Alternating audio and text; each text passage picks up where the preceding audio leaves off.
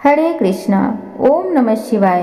प्रिय भक्तजनों, आप सबका एक बार फिर से स्वागत है आपका अपने YouTube चैनल पुष्पा शर्मा हिंदी कहानियाँ में।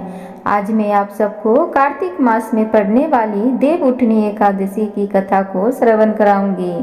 आप सबसे निवेदन है कि कृपया वीडियो के अंत तक बने रहें और पूरी कथा को जरूर श्रवण करें। तो चलिए कथा सुनते हैं।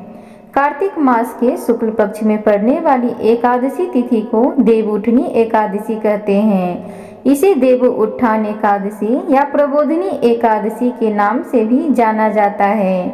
साल में पड़ने वाली सभी एकादशी में यह सबसे महत्वपूर्ण होती है, क्योंकि इस दिन श्री हरि विष्णु पूरे 4 महीने के बाद योग निद्रा से जागते हैं।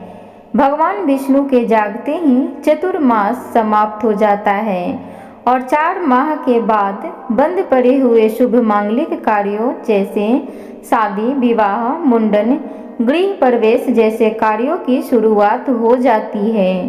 वहीं भगवान विष्णु के जागने के बाद तुलसी जी के साथ उनके शालिग्राम रूप का विवाह भी कराया जाता है। इसलिए यह एकादशी काफी फलदायी भी मानी जाती है। इस साल देव उठनी एकादशी का व्रत मंगलवार 12 नवंबर 2024 को रखा जाएगा। इस दिन व्रत रखकर भगवान विष्णु की पूजा की जाएगी। पूजा के दौरान देव उठनी एकादशी की व्रत कथा जरूर पढ़नी या सुननी चाहिए। इससे व्रत के महात्म्य का पता चलता है और व्रत पूजा का पूर्ण फल मिलता है। तो चलिए अब हम सब प्रबोधिनी एकादशी की कथा और महत्व को श्रवण करते हैं। ब्रह्मा जी बोले कि हे मुनि श्रेष्ठ, अब आप पापों को नष्ट करने वाली तथा पुण्य और मुक्ति को देने वाली प्रबोधिनी एकादशी का महत्व सुनिए। भागीरथी गंगा मनुष्य को तभी तक फल देती है जब तक कि कार्तिक मास की प्रबोधिनी एकादशी नहीं आती। तीर्थ, नदी, समुद्र आदि तभी तक फल देते हैं जब तक कि प्रबोधिनी एकादशी नहीं आती। कार्तिक मास शुक्ल पक्ष की प्रबोधिनी एकादशी के व्रत का फल 1 सहस्त्र अश्वमेध और 100 राजसूय यज्ञ के फल के बराबर होता है। नारद जी ने पूछा कि हे पिता, एक संध्या को भोजन करने से, रात्रि में भोजन करने से तथा पूरे दिन का उपवास करने से क्या क्या फल मिलता है, उसे आप समझाइए। ब्रह्मा जी बोले कि हे नारद, एक संध्या को भोजन करने से 1 जन्म की, रात्रि में भोजन करने से 2 जन्म की तथा पूरे दिन उपवास करने से 7 जन्म के समस्त पाप नष्ट हो जाते हैं। जिस वस्तु का त्रिलोक में मिलना दुष्प्राय है, वह वस्तु प्रबोधिनी एकादशी के व्रत से मिल जाता है। इस प्रबोधिनी एकादशी के व्रत के प्रभाव से सुमेरु पर्वत के समान कठिन पाप क्षण मात्र में ही नष्ट हो जाते हैं। अनेकों पूर्व जन्म में किए हुए बुरे कर्मों को प्रबोधिनी एकादशी का व्रत क्षण भर में नष्ट कर देता है। जो मनुष्य अपने स्वभाव अनुसार इस प्रबोधिनी एकादशी का विधि पूर्वक व्रत करते हैं, उन्हें पूर्ण फल को प्राप्त होता है।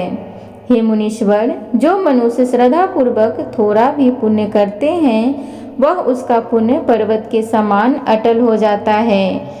जो अपने हृदय के अंदर ही ऐसा ध्यान करते हैं, उनकी बीती हुई कथा आने वाली 10 रात्रि पीढ़ियां विष्णु लोक में जाकर वास करती है और नरक में अनेकों दुखों को भोगते हुए पितृ विष्णु लोक में जाकर सुख भोगते हैं।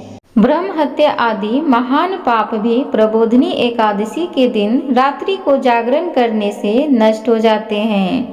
प्रबोधिनी एकादशी को रात्रि को जागरण करने का फल अश्वमेध आदि यज्ञों के फल से अधिक होता है।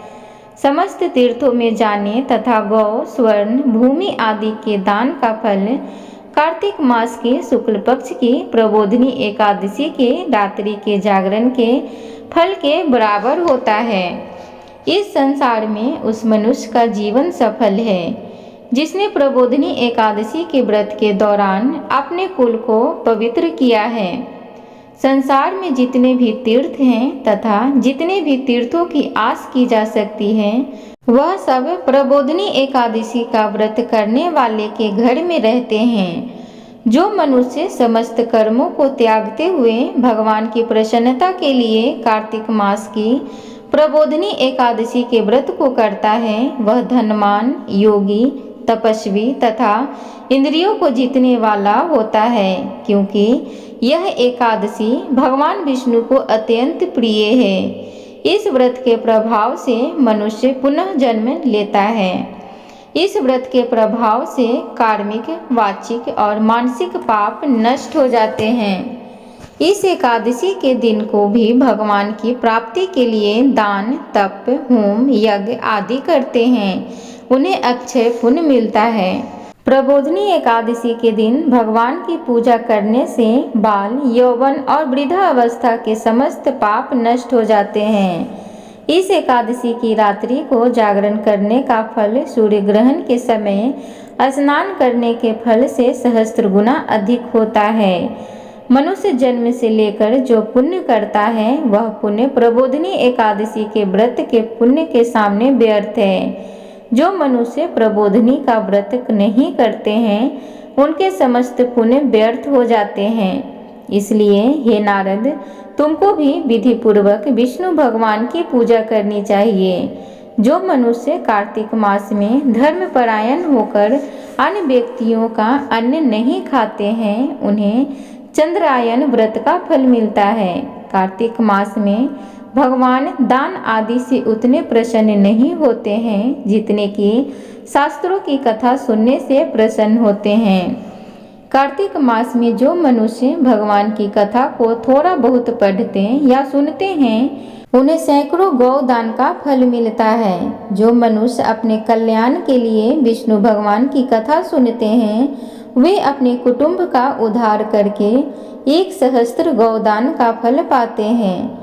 जो मनुष्य प्रबोधिनी एकादशी के दिन विष्णु की कथा सुनते हैं, उन्हें 7 दीपों के दान का फल मिलता है। जो विष्णु की कथा भक्ति पूर्वक सुनते हैं और कथा वाचने वाले ब्राह्मण की यथोचित पूजा करते हैं तथा उसे संतुष्ट करते हैं, वे उत्तम लोक को जाते हैं। इस पर नारद जी बोले कि हे ब्रह्मा जी, अब आप एकादशी के व्रत का विधान कहिए और कैसा व्रत करने से कौन सा पुण्य मिलता है, वह भी समझाइए। ब्रह्मा जी बोले कि हे नारद, इस एकादशी के दिन मनुष्य को ब्रह्म मुहूर्त में उठना चाहिए और नदी, तालाब, कुआं आदि पर स्नान करके व्रत का नियम ग्रहण करना चाहिए। उस समय भगवान से विनय करनी चाहिए कि हे भगवान, आज मैं निराहार रहूंगा और दूसरे दिन भोजन करूंगा, इसलिए आप मेरी रक्षा करें।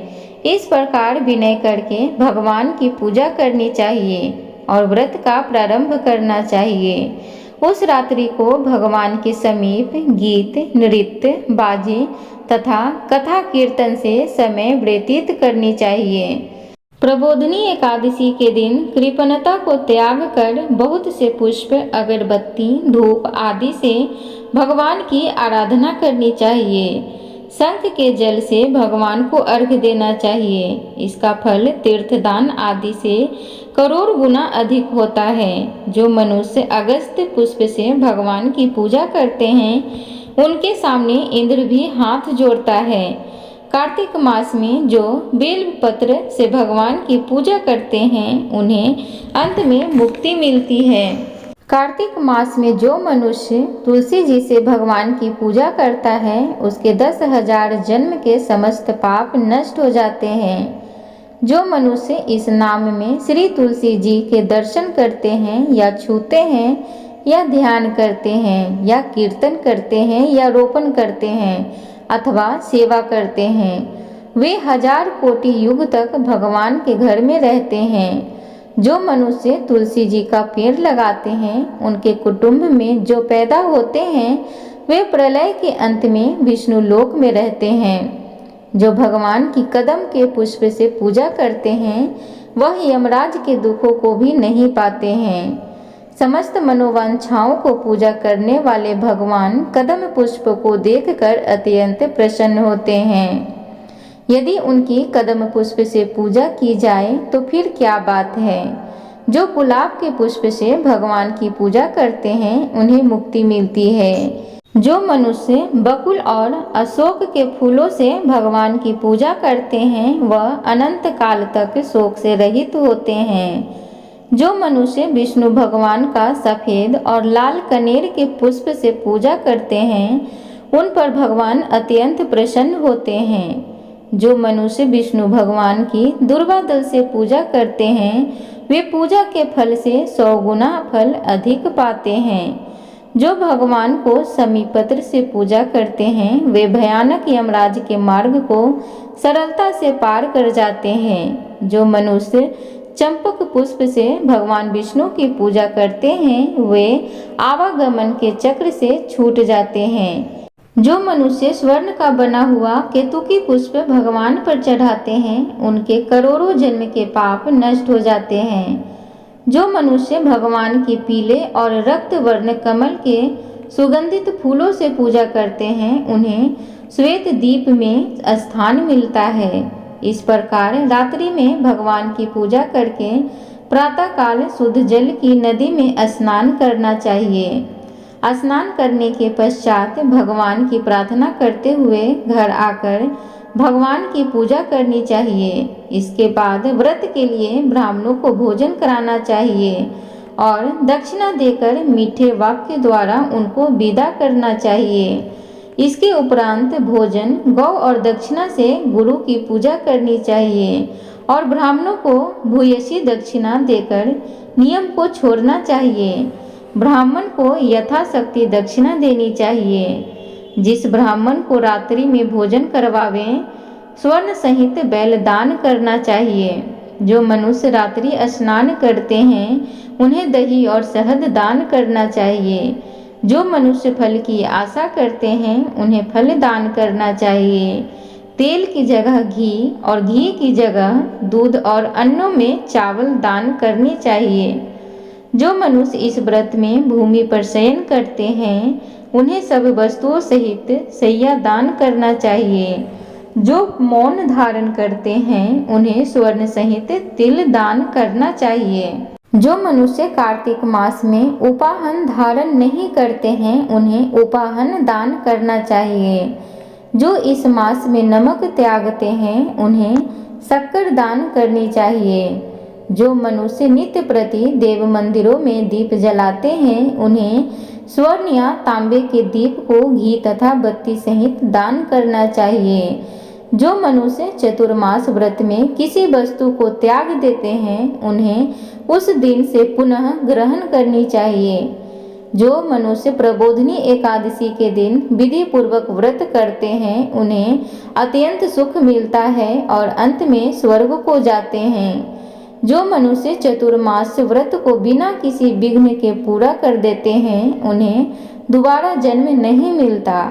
जिन मनुष्यों का व्रत खंडित हो जाता है वह नरक को जाते हैं। जो मनुष्य इस एकादशी के महात्म्य को सुनता व पढ़ता है उसे अनेकों गौदान का फल मिलता है। प्रिय भक्तगणों, तो इस प्रकार प्रबोधिनी एकादशी या देवउठनी एकादशी की कथा और महत्व थी। उम्मीद करती हूँ कि आज की कथा आप सबको अच्छी लगी होगी। तो कृपया करके चैनल को सब्सक्राइब जरूर करें, वीडियो को लाइक करें, कमेंट बॉक्स में हरि नाम का जयकारा जरूर लगाएं। आपके एक लाइक और एक सब्सक्राइब से मेरा मनोबल बढ़ता है, इसलिए आपसे निवेदन है कि कृपया चैनल को सब्सक्राइब जरूर करें। धन्यवाद।